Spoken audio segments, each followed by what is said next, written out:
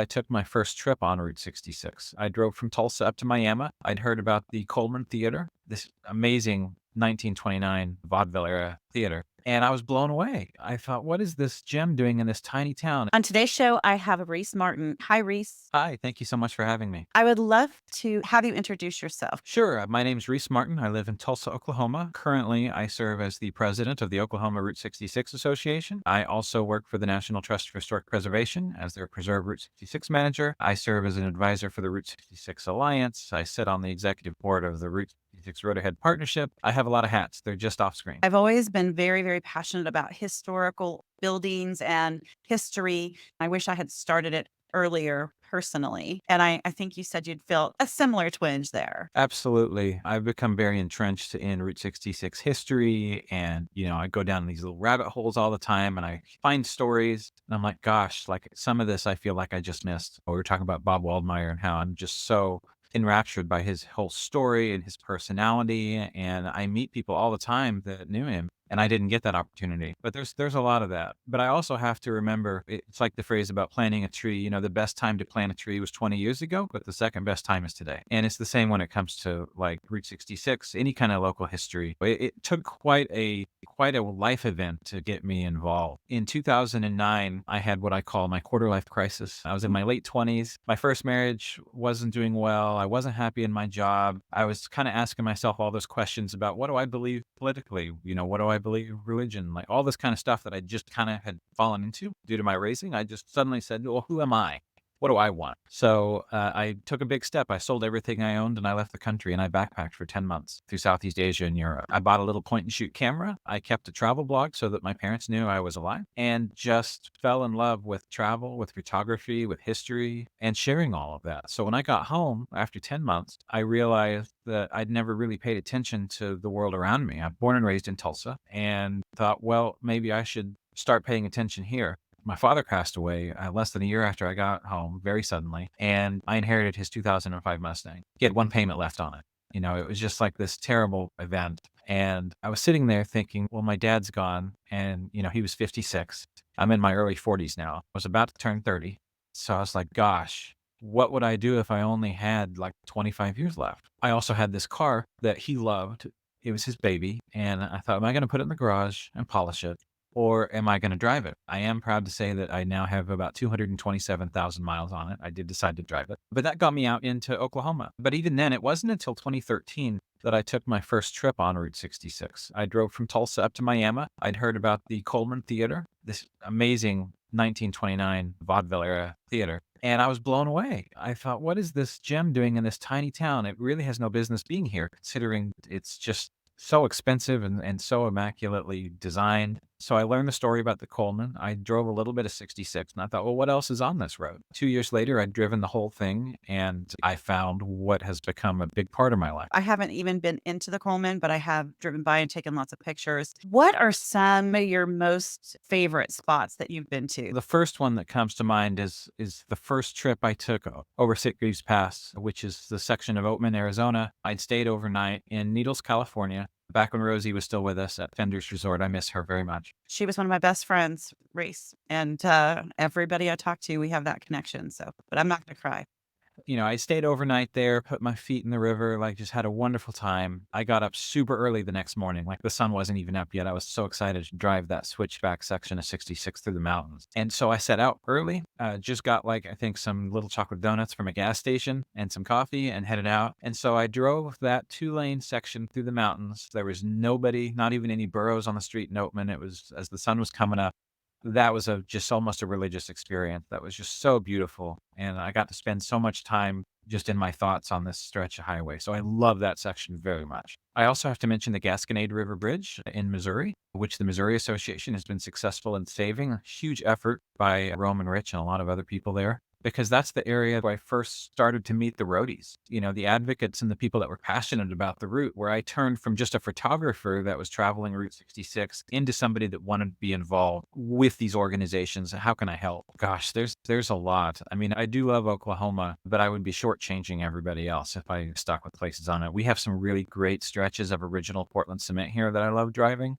especially in the western part of Oklahoma. Even though the Bridgeport Bridge has been reconstructed now, like it's, I think, a really good example of a compromise solution instead of just completely losing that bridge. And visually, like it's just so striking. And I talk about this with travelers all the time. When you're kind of going from New Mexico to Arizona, the landscape in New Mexico starts to change dramatically. And then there's a spot right near the border, near the town of Manuelito in New Mexico, as you're approaching Arizona, where you can pull off. You can see the river down below you. There's a train track and the mesas in the distance. You could literally see the border from there. It's just beautiful and quiet and feels just like I'm sure it did back when it were Model Ts making the journey. Not a whole lot has changed except the size of the cars. Those are my favorite places, are the little quiet places where you can pull off and just listen. The roads change and the scenery changes and the climate changes when you go from one state to another or one area to another. I mean, you can almost see the definition from one state to the other. You never get sick of it. It's so crazy.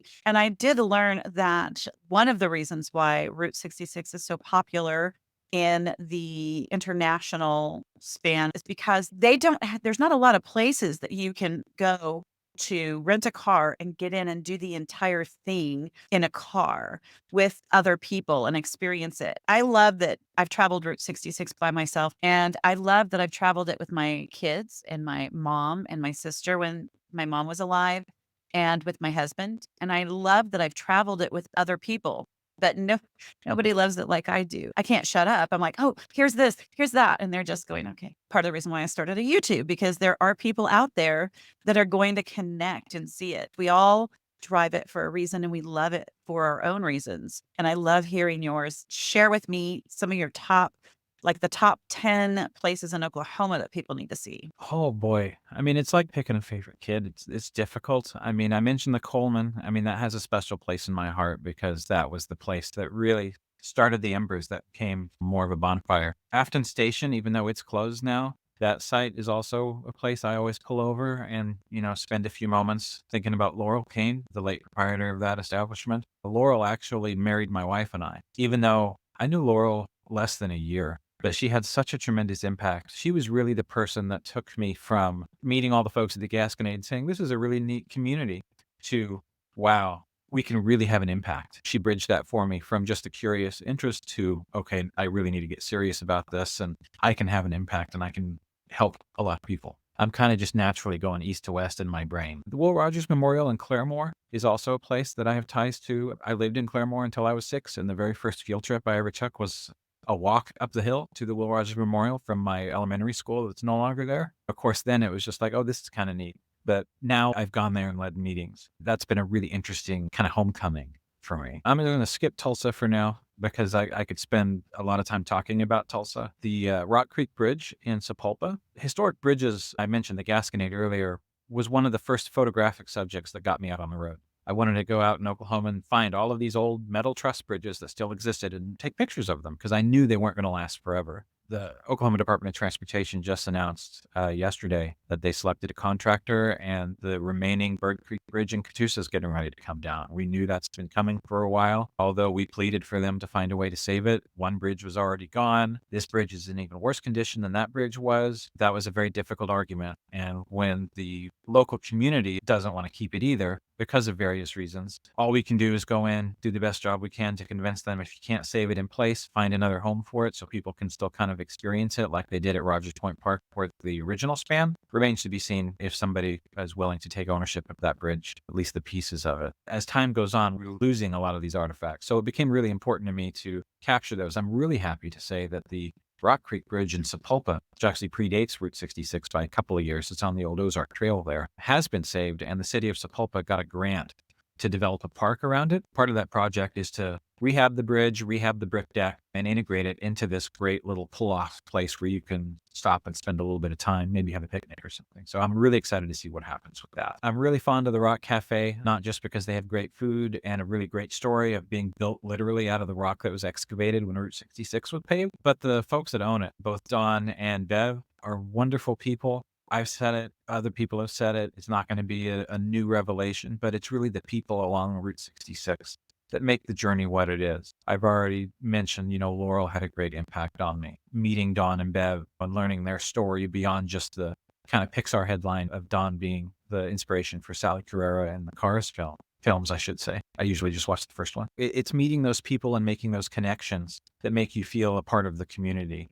And it is that, even though it's over 2,000 miles long, you can talk to somebody in Springfield, Missouri, and they'll say, hey, well, when you get to Galena, you got to talk to these people. And then you get down to Sapulpa, Oklahoma, and they're like, hey, when you get to Texas, stop and talk to Croc in Amarillo. It's really tied together. And you have a lot of historic highways in the United States that are really interesting, fun trips, but no highway has the community and sense of togetherness that Route 66 does. But I'm getting a little off topic. The Round Barn in Arcadia, they call themselves the most photographed attraction on Route 66. I don't really know how you track that, but they've been around since 1898. So maybe it's just a time thing. They've been around so long that of course they've been photographed more than anything else. I had the opportunity to go down when they were recently refreshing some of the siding. The Round Barn is such a great example of community preservation. The roof had collapsed. People had told the folks in Arcadia that it was a goner, it was a done deal. And locals got together, they raised the money, they put in the work. And to see it today, much like the Coleman in Miami, you would never guess that it was once on the brink of just complete obliteration. I just love not only the history and the uniqueness of that site, but then the story of its resurrection. The Route 66 Museum in Clinton is something that anytime I'm out there again, I stop, I talk to Pat, see how she's doing, check in. That's a museum that when I talk to travelers, a lot of them come up to me and say, hey, this museum was really special. We really enjoyed it. And they've done a really great job at presenting kind of the overall Route 66 story for folks and making it digestible. And they're the home of the Oklahoma Route 66 Hall of Fame. So I get the opportunity every 2 years to go down and induct some new members, and they've got a wall with all their information on it. So that's also important from an association perspective to preserve the history. And you've got Harley and Eric as you're heading out of the state. Harley is such a interesting character and a unique experience. Watching people's interactions on social media and their feedback, it's always interesting to see if they're folks that don't get it or folks that it's their favorite place on the road. And that's not saying anybody's right or wrong, but every time I'm out in Western Oklahoma, I got to stop, say hi to Harley. Usually we get to talking about old records, which makes me very happy. But again, that's another example where it's the person. The environment is great, it's unique, but it's stopping and talking to people that turns a 2-hour trip into 10 for me when I'm heading somewhere. I love that because most everybody is drawn in by the building and how cool it looks, but they come back again and again because of the people that are inside running it. I don't know if you've noticed this or not. I've got to add this in, but have you noticed that not everybody, but a lot of the people that own businesses along the route have come into this entertainment industry, unbeknownst to them? For example, I did an interview with Renee at Cars, and she just loves telling the story of Cars on the Route. And then you walk in and you see Aaron, and he's got to walk you through this amazing bathroom of his. Everybody has a story, and they tell it probably 20 times a day sometimes or more. And every time it feels like the first time. And the excitement is incredible. Route 66 is a place for stories. You're absolutely correct. From the earliest days, the first big event that was organized to help celebrate the inception of Route 66 is the Bunyan Derby. 2 years later, 1928, the US 66 Highway Association worked with a bunch of other folks to get this organized. So you have this amazing foot race that starts in Los Angeles, goes up to Chicago on this brand new Highway 66, much of which wasn't even paved yet, and then went on to Madison Square Garden in New York City. It put Route 66 in the newspaper constantly as these racers continued eastward on the highway in this amazing story. You have John Steinbeck, you have both his book, The Grapes of Wrath, and the movie, you have song, you have the TV show, and then in the Renaissance era, you have Michael Wallace's book, you have Quinta Scott's works, you have, of course, Cars, and then all these people along the road that have their own individual stories. So Route 66 has always been a road of the story, whether it's true or not. Sometimes you walk into a place and you're like, but the journey is more important than the destination, not just in the actual trip, but in those stories too. And it's just fun to go along with what the road has come to represent to a lot of people. And what that does is what I encourage people to do when they're traveling the road is to bring your own story to it. If you stop in and visit with like Mary Beth Babcock at Buck Adams here in Tulsa, she'll tell you about Buck and Stella and how they came to be in the gas station that she converted into this gift shop and all that. But then you tell her your story. You add your individual flair to the journey. You find another traveler. Maybe they're speaking with an accent you don't recognize, or they've got a rental car out front. I encourage them to ask them what their story is. Where are they from? Because it's that tapestry of just people from all over the world that keep the road fresh and help just illuminate the fact that this is something that appeals to everybody in one form or another. One of the best pieces of information that I've seen recently, and this came from one of the most recent travel conferences. I didn't get to go, but I had some friends that went, were that like millennials and younger, when they're looking for vacations and destinations, they're looking for authenticity. They want to experience something that is unique and authentic. And that is 100% what Route 66 provides. Usually it's just about communicating that and making sure folks know it's still there. Again, in Michael Wallace's book, that's 1990. That's quite a while ago now. That was the whole point, is look at this road, these stories, these people, the road is still here and it's still worth traveling. That's still something we're all trying to get the word out about. And with the centennial coming up, gosh, in just barely over a year now, we're expecting to see a record number of folks that are coming to experience the unique joy that is a Route 66 road trip. That's my inspiration for this channel, is to not just bring people stories and places to go, but also to hear their story. I have a little business, Route 66 Travels, in downtown Baxter Springs on Route 66, and I'll be open about 4 days a week. And travelers that come in, if they want to get in front of the camera, then they get to share their story, what they did, what was exciting, what they want to go do.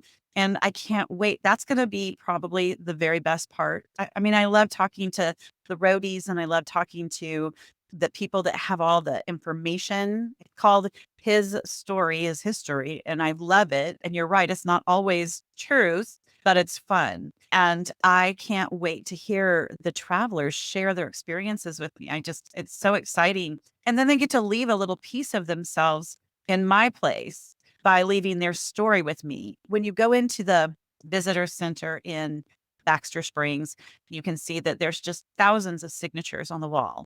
People just want to leave a little part of themselves behind. They'll sign dollar bills and put them on the wall. And I'm trying to think of another way that they can do it if they don't want to be interviewed, because it's important to them. A signature somewhere, stickers. The stickers are the new things. Those are fun. I love that. Create stickers and bring them in. I'll have a board just for that. I don't anticipate that Route 66 is going to ever phase out. It's only going to continue to build and grow. And then there's people that travel it and they just want to do it again and again and again. What do you think is kind of the future of Route 66? That's really the big question. We've started talking about it here, that the centennial is really about the next 100 years. How will this road evolve? I mean, the good news is Route 66 has always been a road of the future. Originally, it was just getting it paved and convincing people that was worthwhile to do and that it would have an impact on these communities. Then it became so popular that it contributed to its own demise. It took 5 interstates to replace it, I think the number is, because it had become such an important thoroughfare for the entire country, not just for travel, but for commerce and all that kind of thing. So then it had to evolve again into this auxiliary road where people could experience this version of America before the interstates. Now you have the evolution of electric cars. You have charging stations at places like the Powerhouse in Kingman or the U Drop Inn in Shamrock to provide a corridor for those cars to travel safely. You have other sites that change hands, maybe a historic property that now has a new purpose. We call that adaptive reuse. There's a gift shop in Tulsa, Oklahoma that's an old Model T dealership. So you get to go in, you get to learn about its history as well as see how it's now contributing to the current economy. You have a lot of digital folks that will go out and use augmented reality to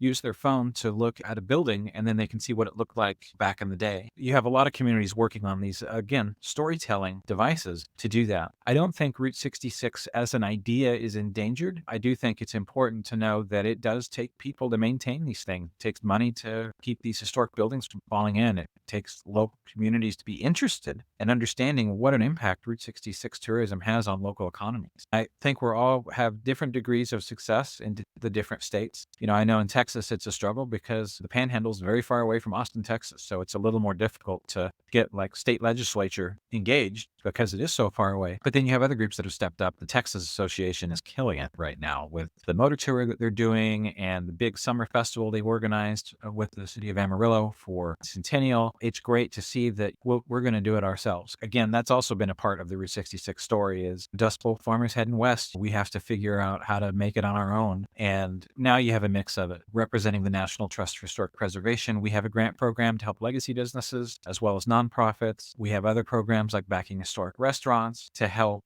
sustain some of these businesses through changing times and to make sure that they're here for years and years to come. So when it's not just about 2026, but when people come over in 27, 28, 29, they get to see all of the wonderful work everybody's been doing as well as whatever's next. And you can never quite predict what the next thing's going to be. But again, Route 66 has proven itself as a community that is adaptable. So I look forward to seeing how things continue to evolve. Younger people get engaged and people become interested in adding their own story to this wonderful highway. I'm really glad to see a lot. I mean, not a lot, but I've seen quite a few young people that just seem to be very passionate about it. When I traveled it when I was young with my family, I had no idea it was Route 66, obviously. And I've lived along the route. I managed what is now Mel's Diner, the Penguin restaurant, the end of the route. I managed that when I was 18 years old, I think. It was called the Penguin. There's still a Penguin up there. I lived in Santa Monica. I lived in Rancho Cucamonga. I lived all around the route and I didn't recognize it. I didn't know it. Traveled it with my family multiple times. And then once you find out and you join in, you want to save it. You just want to save it. I think I'm going to go ahead and link like a lot of the associations in the details because you guys take donations. You're a nonprofit. You take donations to help in preservation as the Oklahoma Route 66. I know our Kansas Association does too, our Kansas Historic Route 66 Association. We do little things for fundraising and projects and things like that. So I think I'm going to link those in. Tell me again a place to find some grants for people on the route because I know you know that information. Right. And you're correct. After the highway was decertified in the 80s, thanks to Angel Delgadillo establishing the first historic association in Arizona, all 8 states along Route 66 now have their own historic associations. We're volunteer led. We're completely supported by donations and memberships. So it's so important if you care about the road to find your association, support them with volunteer hours, with donations, with membership. All of it helps because none of this is possible in a vacuum. That being said, small businesses need the support too. If you don't go in and buy a cheeseburger or get a t-shirt or support whatever these businesses are doing, then there'll just be a close sign on the window and that's it. And I mean, for a lot of years, especially in the 70s and 80s before this revitalization happened, that was the familiar sight on Route 66. So there are some grant programs out there right now. The longest running one has been the Corridor Preservation Program through the National Park Service. They've been running since 1999 with annual grants. Now, technically, that program sunset in 2019, and they've been able in some years since then to get some funding to continue that program. I know there's a big push right now to get Route 66 designated as a National Historic Trail, which might open up some more opportunities if that's successful. But right now, the National Trust for Historic Preservation, my current employer, has a grant program for legacy businesses. You can find more information out about that at preserveroute66.org. That goes to our landing page, which also has a Share Your Story initiative, information about a nonprofit and public entity grant that'll be opening in 2025, and several of our other programs to help support Route 66 businesses. The Oklahoma Route 66 Association website has a resources page with a whole bunch of grants listed. Oklahoma is lucky that we have a commission right now granting some money out to communities to help prepare for the centennial. The city of Tulsa has a neon sign grant as well as a facade grant, a few others. I would say that the biggest grants that are available to the most people are right now is going to be the National Trust and the National Park Service, provided that they're able to get funding. That's kind of a year-to-year thing. So if they don't get funding in 25, hopefully they do in 26. It's a good thing to keep an eye on. That's great. I love having that information for people because I personally didn't know anything about grants when I came. So our association is trying to apply for grants for various businesses. I think that most places have something for them to purchase because that's how they keep their doors open. And then there's a lot of great photo opportunities. Like, do you know how many shields, drive-through shields are on the route? Is there just 3 now? So you've got one in Kingman, Arizona. You have one in Grants, New Mexico. You have the one going up in Kansas. There's Really? one in Staunton, Illinois, Okay. Country Classic Cars. I know there's a few others being planned. That's 4 off the top of my head that I know of. I think that's all there is currently. The one in Galena is being painted. She's taking donations to get that done. I love the hearts of people. I know that this has been your passion, just like it's mine. So, any other places that you want to recommend before we wrap up? I mean, I'm of a mixed mind on like, do your research before you go, find the places you want to stop. but then also just set out. And if you see something interesting, pull over. My wife told me very early on, I was lamenting the loss of a landmark. I don't even remember what it was, but I had not taken any pictures of it. And she said, if you were ever out exploring and you see something and you think, well, I'll get it next time, don't tell yourself that. Stop, turn around, go take the picture, explore the place, because you never know what the future holds. And for all of us in the advocacy community, we do so much to try to save sites. Sometimes we're successful, sometimes we're not. And maybe a photograph is the only thing that you'll have. As generations change, you go from people that have memories of when the highway was the only highway to get west to people that would take it to avoid the interstate to now myself. I never knew Route 66 when it was a federal highway. Memories are what keeps this road alive. It's what bring people back to the road. Making new memories is what brings people there for the first time. They think, oh, well, maybe this will be interesting. Much like you said, photo opportunities and even the little tchotchke stuff you pick up, those are going to be tied to a memory. Man, I went in and I bought this Pel pen or I bought this t-shirt, but I also met this person or I saw this cool thing. And the hope, of course, is that's going to bring them back. And they're like, you know what? That was a fun time. Let's do that again. Because Route 66 is so dense with stuff to do and things to see that no trip is the same. Even if it's your 15th or 20th trip, you're going to see different things. You're going to meet different people. You're going to have a bit of a different experience. So I just encourage folks to lean into it. Even if you can only explore a small section of it, don't try to bite the whole thing off at once. I didn't. It took me 2 years to have driven the entire route. Just get out there and explore it. There's a section here, Tulsa and Oklahoma City is connected by the Turner Turnpike, which was the very first major bypass of Route 66. Even before the interstate system was established, we have that dubious honor, I guess you could say. But Route 66 between Tulsa and Oklahoma City is this wonderful stretch. And I talk to people all the time that say, you know what, I didn't want to take the toll road back to Tulsa, so I just took 66. And what a refreshing drive that was. Even if it's just a small segment, do it. Get out there and explore it, and you will be amazed at what you find. And if you're anything like me or you, it'll get in your blood. And before you know it, it will be something you seek out intentionally. Absolutely. I always kind of encourage people, especially people that are local to somewhere on the route, to do it in bite-sized if they can, because it's so much to absorb and there's so much to see. Penny was saying, I spent 3 days in Kansas. It's 13.2 miles, but I spent 3 days there. So imagine the entire route. If you can do it in little sections, I feel like that is ideal. It's so much fun. If you're like me, I'm somebody who, like you said, I like to go down rabbit holes and dig and find and experience. And I mean, I still drive Route 66. I hardly ever get on the freeway unless it's an emergency. I do want to advise, though, if you're going to take some of these back roads, make sure you have a full tank of gas because Yep. I've driven on fumes a few times thinking, oh, I'm sure there's a gas station out here, but no, there's not. There's not always. Gosh, Rhys, thank you so much. I have questions for the next interview already, so you're just going to have to come back. I really appreciate you being on here today. Thank you. Thank you so much for having me. So if you're interested in hearing from another amazing roadie on another amazing road trip, please check out this next video. Thank you so much for being here.